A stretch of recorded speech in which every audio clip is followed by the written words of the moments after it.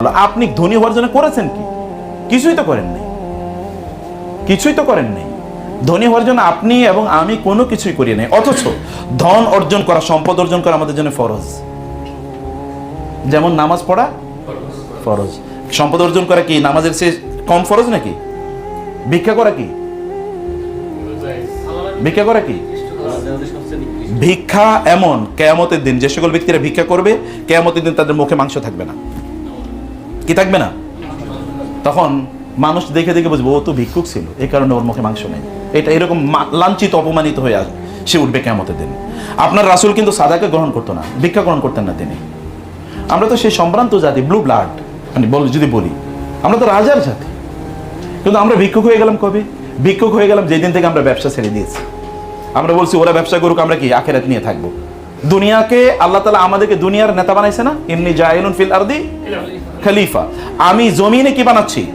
নেতা বানাচ্ছি। তো আপনাদেরকে তো, আপনাদের বাবা তো জমিনের নেতা ছিল, তিনি কে? আদম আলাইহিস সালাম, উনি জমিনের নেতা ছিলেন না? ইব্রাহিম আলাইহিস সালাম আরেকজন বাবা, আল্লাহ তাআলা তাকে বলেছেন কি, ইন্নী জাইলুকা লিন্নাসি ইমামা, আমি তোমাকে মানুষের নেতা বানালাম। আপনাদের বাপ দাদারা মানুষের নেতা, এই জমিনের নেতা, আমরা হয়ে যাচ্ছি ভিক্ষুক। ও আমাদেরকে একটু ভিক্ষা না দিলে আমাদের চলে না। এই ভিক্ষুকের জাতি যেদিন থেকে আমরা নিজেদেরকে বানাইছি, ওই দিন থেকে গোটা পৃথিবী আমাদের হাতছাড়া হয়ে গেছে। পৃথিবী তো আপনার কথা চলবে যখন আপনার পকেটে টাকা থাকবে। পৃথিবী আপনার কথা চলবে না যখন আপনার পকেটে টাকা থাকবে না, তখন আপনার কথা চলবে না। মানুষের সামনে আপনি দাঁড়াবেন, মানুষের জন্য আপনি কিছু করবেন, করার জন্য আপনাকে অবশ্যই লাগবে সম্পদ। এখন সম্পদ ইনকাম করে কিভাবে বলেন তো? সম্পদ ইনকাম করার শ্রেষ্ঠতম পদ্ধতি হচ্ছে ব্যবসা। শ্রেষ্ঠতম পদ্ধতি কি? ব্যবসা। আপনি চাকরি করে কত টাকা ইনকাম করবেন? কত সর্বোচ্চ? চাকরিতে তো লিমিটেড। কত সর্বোচ্চ? কিন্তু ব্যবসা করে এর কোনো লিমিট আছে? কোনো লিমিট নেই, কোনো লিমিট নেই। ব্যবসা করবেন, অথবা ব্যবসাকে আপনি সাপোর্ট করবেন। সবাইকে ব্যবসা করবে তা করবে না, কিন্তু ব্যবসার প্রতিষ্ঠানগুলোকে কি করতে হবে? সাপোর্ট করতে হবে। এবার আমি তাহলে এক নম্বর কথায় গিয়েছি যে আমাদেরকে প্রচুর পরিমাণে ইনকাম করা লাগবে, প্রচুর ইনকাম করা লাগবে। ইনকাম কিভাবে করবো সেটা আমি পরে বলছি। দুই নম্বর বিষয় হচ্ছে যে ইনকাম করার জন্য আমাদেরকে লাগবে হলো ব্যবসা করা। কারণ ব্যবসার মধ্যে প্রচুর পরিমাণ কি আছে? বারাকা আছে। এখন ব্যবসা করার জন্য কি লাগবে? আমাদের প্রতিষ্ঠান লাগবে। ব্যবসা করার জন্য কি লাগবে? প্রতিষ্ঠান লাগবে। যেমন ইহুদিদের প্রতিষ্ঠান আছে, যেমন বললাম। আচ্ছা, অ্যাপল পৃথিবীর সবচেয়ে দামি মোবাইল কোম্পানির নাম কি? অ্যাপল নাকি? এরকম কেউ আর কিছু বানাইতে পারছে? কেউ বানাতে পারে না। দেখুন তার কোনো প্যারালাল কিছু আছে? প্যারালাল কোনো কিছু নাই। প্যারালাল আচ্ছা, পৃথিবীতে কম্পিউটারের জগতে আপনার যা লাগবে, যেমন সফটওয়্যার, সব সফটওয়্যার কারা বানাইছে বলেন তো? সব মাইক্রোসফট স্যার। আপনি চলতে পারবেন, মানে এমএস যেটা আমরা বলি, মানে অফিসের মধ্যে কি আছে? ওয়ার্ড আছে, এক্সেল, তারপরে কি পাওয়ার পয়েন্ট, মানে অফিসের যা আছে এটা আপনি বলেন তো মাইক্রোসফট ছাড়া আপনার পক্ষে সম্ভব কিনা? তো মাইক্রোসফট কোন দেশের কোম্পানি? হ্যাঁ, এটা আমেরিকান কোম্পানি। কোথাকার কোম্পানি? American company. আপনি এরকম একটা কোম্পানি বানাইতে হবে আপনাকে। কোম্পানি ছাড়া, প্রতিষ্ঠান ছাড়া আপনি কোনোদিন কিচ্ছু করতে পারবেন না, কিচ্ছু করতে পারবেন না। আপনার প্রতিষ্ঠান তৈরি করতে হবে। প্রতিষ্ঠান, এখন 3 নম্বর জায়গায় আসি। প্রতিষ্ঠান কি সবাই একটা করে বানাবে? ইহুদিদের কি হয়েছে বলেন? ঠিক চায়নাদের কথা বলি। আচ্ছা, জাপানের কথা আগে বলি। জাপানে আপনারা জানেন 1945 সালে আমেরিকায় কি করলো? কোন এক সকালে 7টা বাজে হিরোশিমাতে অ্যাটম বোম মারলো। অ্যাটম বোম বানার মুহূর্তের মধ্যে, মিনিটের মধ্যে সেখানকার 70 থেকে 80 হাজার লোক তারা তুলার মানে বালির মতো তারা উড়ে গেল। এই যে শরীরের অঙ্গ প্রত্যঙ্গগুলো, এগুলো সব বালি হয়ে গেছে, পাউডার এরকম উড়ে গেছে। এরপরে 2-3 দিন পরে আবার নাগাসাকিতে তারা কি করলো? অ্যাটম বোম করলো। এর কয়েকদিন পরে, 3-4 দিন পরে, এরপরে জাপানিজরা তারা আত্মসমর্পণ করতে বাধ্য হয়েছে। তারা দেখছে আর বাঁচতে পারছে না কোনোভাবে। জাপান একটা কি ধ্বংসস্তূপে পরিণত হয়েছে। সেই জাপানের বর্তমান অবস্থা কি বলেন? এটা আমি 1945-এর কথা বলছি। বাংলাদেশ স্বাধীন হয়েছে কবে জানেন আপনারা? কে বলছে? এটা তো দ্বিতীয় স্বাধীনতা। 1 নম্বর স্বাধীনতা কবে? 1947-এ। 1 নম্বর স্বাধীনতা কবে? 1947-এ। এই অঞ্চল তো 1947, এটা তখন নাম ছিল ইস্ট পাকিস্তান, এতটুকুই তো। অথবা এটা তো ইন্ডিপেন্ডেন্ট, তখন আলাদা। 1947 আর 1945। 1947-এর পরে আমরা কোথায় আর জাপান কোথায় বলেন? 1947 কি আমাদের যুদ্ধ বিধ্বস্ত দেশ? কিচ্ছুই তো হয় না, যুদ্ধ তো এখানে হয়ই নাই, কারণ আমরা তো আলাদা দেশ পেয়ে গেছি। এর কোনো যুদ্ধ 1971 যুদ্ধ হয়েছে, তাও তো এত কোনো বড় কোনো কিছু ডিজাস্টার ঘটে নাই। জাপানে সব ধ্বংস, কিছুই নাই। তাহলে জাপান তৈরি হলো কিভাবে? আপনারা জানেন জাপানের ইকোনমিক সাইজ জানেন আপনারা? এখন চায়না দ্বিতীয়, পৃথিবীর 1 নম্বর ইকোনমি কারা? আমেরিকা। 2 নম্বর ইকোনমি কারা? চায়না। এই কিছুদিন আগেও 2 নম্বর ইকোনমি কারা ছিল? জাপান ছিল। জাপানের টোটাল টাকা পয়সা যা আছে 57টা মুসলিম দেশের সব টাকা মিলালেও জাপানের অর্ধেক হবে না। কথা বুঝেন না আমারটা? তাহলে আপনারা আস্তাগফিরুল্লাহ পড়েন না কেন? সুবহানাল্লাহ বলেন কমপক্ষে নাকি? এটা জাপানের জন্য সুবহানাল্লাহ না আপনার জন্য সুবহানাল্লাহ? আপনার জন্য আস্তাগফিরুল্লাহ পড়া উচিত। জাপানের যা অর্থনীতি আছে, এই টোটাল অর্থনীতির অর্ধেকোনায় গোটা 57টা মুসলিম দেশের। জাপান করে কি বলেন তো? আপনি যদি সৌদি আরবেও যান, এমনকি আমেরিকাতেও গেলে দেখবেন BMW চলে, অথবা আপনি দেখবেন কি টয়োটা চলে, অথবা জাপানের গাড়ি ছাড়া আর কিছুই চলে না। আচ্ছা বলেন তো, পৃথিবীতে জাপান করছে কি? ওরা গাড়ি বানাইছে, এইরকম ধরনের তারা কি মানে ইয়ার পার্টস গুলো তারা তৈরি করেছে, মেশিনারিজ গুলো তারা বানাইছে। তো ওরা এই করলো কি? বলতো তো যুদ্ধ বিধ্বস্ত দেশ, সব মরে সাফ হয়ে গেছে। এরা করলো কিভাবে? এরা করলো কিভাবে? এরা তখন জাপানের পরবর্তী গভর্নমেন্ট যারা, সরকার যারা আসছিল, অথবা এরকম কিছু লোক, এই যে আপনাদের মতো, আমাদের ফরিদ ভাইয়ের মতো এরকম কিছু লোক, তারা একত্রিত হয়েছে। তারা একত্রিত হয়ে তারা চিন্তা করলো কি করবে? কিছু লোকের তারা প্রশিক্ষণ দেবে। কোথায় প্রশিক্ষণ দেবে? লোক নাই, তারা পাঠালো আমেরিকাতে, যাও ওইখানে প্রশিক্ষণ নিয়ে আসে। ইউরোপে যাও, ওইখানে প্রশিক্ষণ নিয়ে আসে। তো রাষ্ট্রীয় দেশে কিন্তু অর্থনৈতিক অবস্থা খুবই খারাপ, কিন্তু কিছু টাকা পয়সা যা আছে এটা দিয়ে একজনের পাঠালো, যাও ওইখানে যাও, গিয়ে সেখান থেকে ট্রেনিং নিয়ে আসো। ট্রেনিং নিয়ে আসার পর তোমাকে আমাদের টাকা দিয়ে পাঠিয়েছি, তোমাকে আমার দেশে ফিরে আসতে হবে। তুমি ওইখানে থাকলে 10,000 টাকা বেতন পাইতে, আমরা তোমাকে 12,000 টাকা বেতন দেবো। ট্রেনিং তুমি নেবা, আমার টাকা দিয়ে তুমি ট্রেনিং নেবা, কিন্তু তুমি ফিরে আসবা, ফিরে এসে আমার এখানে চাকরি করবা, কিন্তু তোমাকে দেবো কত বেতন? ওইখানে যা পাইতে তার চেয়ে আমি তোমাকে 2,000 টাকা বেতন বাড়াই দেবো, কিন্তু তোমার কাজ হবে চাকরি করা না, আমার এখানে এসে তুমি যা শিখছো এটা শিখাইবা অন্যদেরকে। ট্রেনিং, তুমি যা শিখেছো এটা এসে তুমি যা শিখেছো এরকম 10 জন লোকের শেখাবা। এই 10 জন আর 10 জন, এই 10 জন আর 10 জন, গোটা জাতি কি টেকনিক্যালি স্কিল, গোটা জাতি টেকনিক্যালি স্কিল। গত পরশু আমাকে একজন ইউনিভার্সিটির প্রফেসর বলছে, আমি যেহেতু ইউনিভার্সিটির প্রফেসর, তো একজন প্রফেসর বললো যে উনি একটা দোকানে গিয়েছে হলো ওষুধ কেনার জন্য। তো ওই দোকানের যে ওষুধ বিক্রি করে তার জিজ্ঞেস করলো কি, তোমাকে তো দেখতে স্মার্ট মনে হয়, পড়াশোনা করেছো কোথায়? বলো স্যার আমি একটা প্রাইভেট ইউনিভার্সিটি, খুব নামি দামি প্রাইভেট ইউনিভার্সিটি থেকে ফার্মাসিতে বিএসসি করেছে, ফার্মাসিতে। তো বলো ফার্মাসিতে তুমি বিএসসি করছো, এখানে তুমি ওষুধ বেচো, ওষুধের দোকানে বসে বেতন পাও কত? বলো স্যার 15,000 টাকা। তো তুমি এইরকম চাকরি করো, এটার জন্য তো ফার্মাসিতে পড়াশোনা করার প্রয়োজন নেই। বলে স্যার কি করবো, কোনো চাকরি পাই না তো, অতএব যেটা পাইছে এইটাই করতেছি। পড়েছে কোথায়? ফার্মাসিতে। ও তো এখন একটা ফার্মাসি, একটা কোম্পানি, ফার্মাকোলজি, ফার্মাসিউটিক্যাল কোম্পানি দেওয়ার কথা, কারণ ও তো পড়াশোনা করেছে কিভাবে হাউ টু ম্যানুফ্যাকচার মেডিসিন, কিভাবে ওষুধ বানাবে এটা পড়ার কথা, এটা সে শিখেছে, ওইখানে পড়াশোনা করেছে, কিন্তু আইসা করতেছে কি? আপনি দেখেন যারা বিবিএ পড়ছে, আপনারা এখানে অনেকে হয়তো বা থাকবেন, পড়ছে বিবিএ, কিন্তু এখন গিয়ে হোটেলের ওয়েটার, অথবা ধরেন হোটেলে এমনি ওই যে ওষুধ ইয়ে লেখে, আগে ভাউচার লেখে, পড়েছে বিবিএ। তো বিবিএর সাথে ভাউচার লেখার কি সম্পর্ক? ভাউচার লেখার জন্য কি বিবিএ পড়ার প্রয়োজন আছে? তাহলে প্রবলেমটা কোথায়? স্কিল ডেভেলপ করে না, আমাদের ডেভেলপ করে নাকি স্কিল, মূলত স্কিলের অভাব।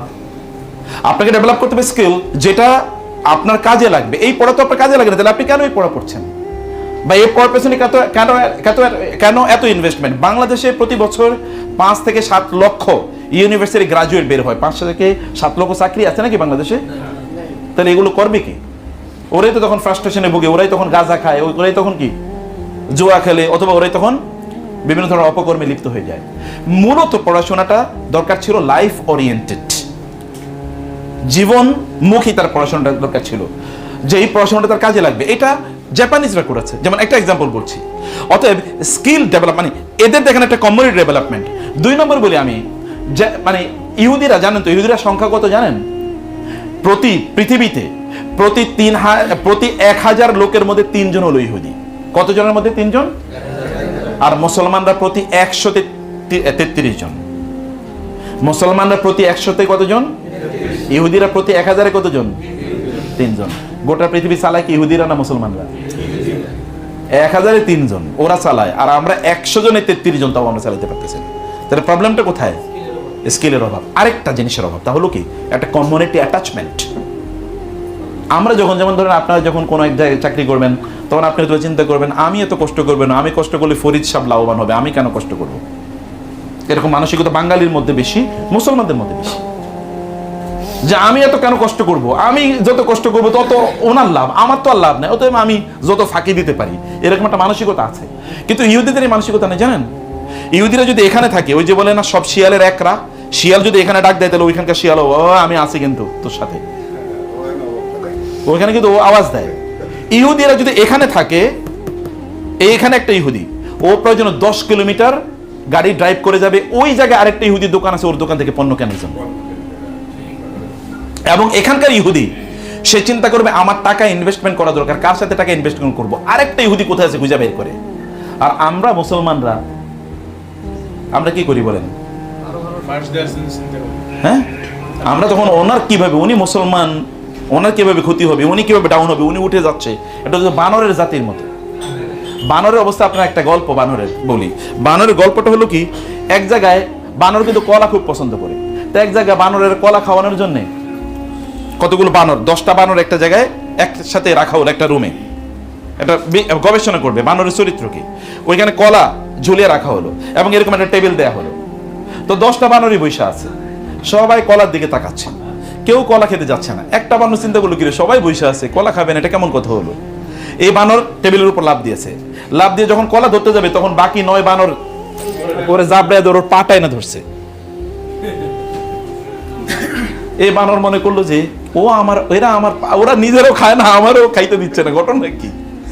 এই বানর মনে করলো মনে হয় আমি ওদেরকে কোনোভাবে ডিস্টার্ব করছি, কারণ ওরা আমার উপর খুব বিরক্ত, আমার খেতে দিচ্ছে না। ও গিয়ে বসে আছে। পাশের বানর মনে করলো ও মনে হয় একটু দুষ্ট টাইপের, আমি তো ভালো, আমি তো আর কারো ক্ষতি করি নাই, আমি এবার কলা খেতে যাই। সে এবার লাফে উঠছে কলা খাওয়ার জন্য। এখন ওই যে বাকি যে 8টা আছে, ওই 8টা আর যেটা কিছুক্ষণ আগে চিন্তা করলো আমারে কেন ধরলো, আমি তো কিছু বুঝি নেই, ও সহ বাকি 9টা আবার এটাই না ধরছে, তুই কলা খাইতে পারবি না। এবং এভাবে সবটাই 10টাই কি করেছে, কলা খাওয়ার জন্য গেছে, 10টারই বাকি 9টা টাইনা ধরছে, তুই কলা খাইতে পারবি না। এখন যিনি পরীক্ষা করছেন উনি চিন্তা করলেন মনে হয় সবগুলি দুষ্ট, আচ্ছা এখান থেকে একটা বানর সরাই, একটা বানর সরে আর একটা নতুন বানর দিই, দেখি এটা চরিত্র কি। এখন নতুন বানর এখানে আইসা দেখার পরে কি কলা এখানে, কিন্তু এরা সব বসে আছে, কেউ কলা খায় না, ঘটনা কি? নতুন এই সবার দিকে একটু তাকিয়ে, তারপরে সে লাভ দিছে কলা খাওয়ার জন্য। যখন সে কলা খেতে গেছে, তখন ওই বাকি 9টা ওরে টাইনা নামিয়ে দিচ্ছে, কলা খেতে পারবে না। এই চিন্তা করলো ঘটনা কি, আমি তো কিছুই বুঝি না আসলে কি, এরা খাচ্ছে মানে খেতেও দিচ্ছে না। এরপরে উনি একটা একটা করে বাকি 9টাই বানর পরিবর্তন করলো। ওই নতুন যখন আসে ও তখন কলা খেতে যায়, ওই বাকিরা ওরে কলা খাইতেই দেয় না, সব কলা ওইখানে ইনটেক্ট, কিন্তু একটা বানরও খেতে পারে না। আমাদের চরিত্রটা হলো এরকম, আপনি নিজেও করবেন না, অন্য কেউ করতে দেবেন না, এটা আমাদের মানসিকতা। কিন্তু মানসিকতা কি হচ্ছে, আপনি ক্ষতি করছেন কার? গোটা মুসলিম জাতির, নিজের তো করছেনই, গোটা মুসলিম জাতির ক্ষতি করছেন। আপনার একটা প্রতিষ্ঠান যদি লিভার ব্রাদার্সের মতো তৈরি হয়ে যেত, অথবা একটা অ্যাপলের জন্য, অথবা একটা IBM এর জন্য মতো যদি একটা প্রতিষ্ঠান তৈরি হতো, তাহলে গোটা পৃথিবীর মুসলমানরা কি অর্থনৈতিকভাবে তারা শক্তিশালী হয়ে যেত, অর্থনৈতিকভাবে তারা শক্তিশালী হয়ে যেত। কিন্তু আমরা তো সেটা করতে দিই না, আমরা দেখেন ওদের পণ্য কিনবো, কিন্তু মুসলমানদের পণ্য কিনবো না। আপনি গেলেই দেখেন এটা কি ইউরোপিয়ান পণ্য কিনা, তাইলে আপনার আর যেটা কোনো মুসলমানদের বানানো পণ্য হয়, তাইলে বাংলাদেশের আপনি বাজারে শার্ট কিনতে গেলে বাংলাদেশি শার্ট, এটা মেড ইন বাংলাদেশ, এটা কিনবেন না, মেড ইন ইন্ডিয়া এরপরে কিনবেন। কিন্তু আমেরিকা দিকে ওই মেড ইন বাংলাদেশটি আপনি কি আমেরিকান ব্র্যান্ডে, যারা ব্র্যান্ডে আপনি কিনে নিয়ে আসতেছেন, ওই একই জিনিস, এটা কিনতেন এখানে 100 টাকা দিয়ে, ওইখান থেকে 10,000 টাকা দিয়ে কিনবেন, এই যে দেখছেন নতুন জিনিস, এটা হাইফাই, এই ব্র্যান্ডের জিনিস কিনছে, অথচ এটা কিন্তু আপনার এখানে তৈরি হয়েছে, আপনি এখানে মূল্য দেন না, কিন্তু ওইখানে কি আপনি মূল্য দিয়েছেন। এখন সমস্যাটা কোথায়? আমাদের মেন্টালিটি। আমরা প্রকৃত অর্থে আমরা প্রতিষ্ঠান তৈরি করি না, প্রতিষ্ঠানগুলো যেগুলো তৈরি ওগুলোকে আমরা সাপোর্ট করি না। আমি ইহুদিদের কথা বললাম, চাইনিজদের ঘটনা কি আপনারা বলেন তো? আচ্ছা চাইনিজরা কেন গোটা পৃথিবী এখন অর্থনৈতিক দিক থেকে তারা নিয়ন্ত্রণ করে? যদিও চাইনিজ জিনিসের মান, সব জিনিসের মান এক সমান না, তারা কিছু কিছু জিনিস তৈরি করে যেগুলো আমেরিকান স্ট্যান্ডার্ডের। আর আমেরিকার এখন প্রায় সকল কি প্রোডাক্টেরই আছে, তার মানে ম্যানুফ্যাকচারিং সেন্টার কোথায়? চায়নাতে। যেমন অ্যাপল ম্যানুফ্যাকচার, মানে টেকনোলজি আমেরিকান, কিন্তু ম্যানুফ্যাকচারিং চায়না। অতএব এখানে মানে তুচ্ছতাচ্ছিল্য করে কোনো কিছু নেই। আপনি জানেন 1988 আমেরিকার বেইজিংয়ে মানে সরি চায়নার বেইজিংয়ে 1988-এ চায়নার বেইজিংয়ে এরকম বেশি গাড়ি টাড়ি দেখা যেত না। প্রাইভেট কার হতে পারে 2-4 কদাচিৎ 2-4 5টা 10টা এরকম দেখা যেত। তখনও ঢাকা শহরে প্রাইভেট কারের জ্যাম লাগে। যখন ওদের কি নাই, গাড়ি নাই, তখনও এখানে জ্যাম লাগে। আর এখন প্রতিদিন চায়নাতে মফস্বল মানে গ্রামগুলোতে যেই পরিমাণ বিল্ডিং তৈরি হয়, এই সব পরিমাণ বিল্ডিং যদি একত্রিত করা হয় তাহলে কয়েকটা ঢাকা সিটির সমান হবে। প্রতিদিন চায়নাতে যে পরিমাণ ডেভেলপমেন্ট হয়, এরকম সব ডেভেলপমেন্টকে একত্রিত করে এটা ঢাকা সিটির বড় হয়ে যাবে, সিটির সেই বড় হয়ে যাবে, এত বড়। এবং গ্রাম অঞ্চলের এখন ওদের যারা কৃষকরা বিএমডব্লিউটা চালায়। অথচ আমরা কিন্তু 98-এর কথা বলছি। 98-এ ঢাকায় তখনও ট্রাফিক জ্যাম লাগে, এটা হচ্ছে প্রাইভেট কারে। আমরা কোথায় পিছিয়ে আছি? এই চাইনিজরা কি কাজ করেছে? যেখানে চাইনিজরা আছে ওরা সব কি একসাথে ব্যবসা করে। তুমি চাইনিজ, তুমি ওকে, আমি তোমার সাথে তোমার ব্যবসা গ্রো করতে, আমি তোমার সাথে ব্যবসা গ্রো করে দিচ্ছি। তোমাকে কি করতে, আমি তোমাকে সাপোর্ট করছি, আমি জীবন দিয়ে তোমার জন্য করবো। কারণ ওরা জানে এটা তাদের আলটিমেটলি কি তাদের গোটা জাতিকে উন্নত করবে, তাদের গোটা জাতিকে উন্নত করবে। আর আমরা কিন্তু এটা দেখেন, এই যে আমাদের দেশে যে এই যে ব্যাটারি চালিত যে অটো রিক্সা, এই ব্যাটারি চালিত অটো রিক্সার জন্যে বাংলাদেশে এসে চাইনিজরা ব্যাটারি বানাচ্ছে এবং আমরা কিন্তু ওদের ব্যাটারি কিনছি। কিন্তু আপনি একটা ফ্যাক্টরি দিলে হয়তো অন্যরা আসবেও না, কিনবেও না। এবং আপনার হয়তো বা কাজেন, আপনার বন্ধু, আপনার হয়তো বা পাশের ফ্ল্যাটের কোনো ভাই আপনার বিরুদ্ধে হিংসা করে বিদ্যা, ও এত টাকা পয়সা মালিক হচ্ছে, নিশ্চয়ই ডাকাতি করছে, চুরি করছে, আপনাকে হিংসা করা শুরু করে দেবে। আমাদের সত্যি করতে প্রতিষ্ঠানগুলো ডেভেলপ করা দরকার, প্রতিষ্ঠানগুলো বড় করা দরকার। যদি আমরা প্রতিষ্ঠানগুলো বড় করি তাহলে আলটিমেটলি আমরা সবাই উপকৃত হবে। সবচেয়ে বেশি উপকার কার হবে? মুসলিম উম্মাহ লাভবান হবে।